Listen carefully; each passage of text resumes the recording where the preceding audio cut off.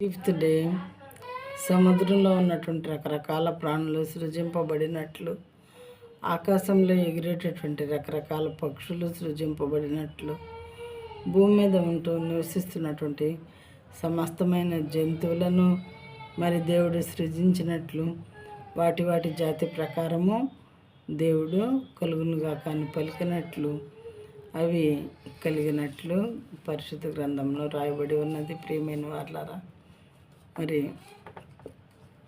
దేవుడు ఈ రకంగా ఆయన మాట ద్వారా మరి ఈ రకమైన ప్రాణుల్ని సృజించారు.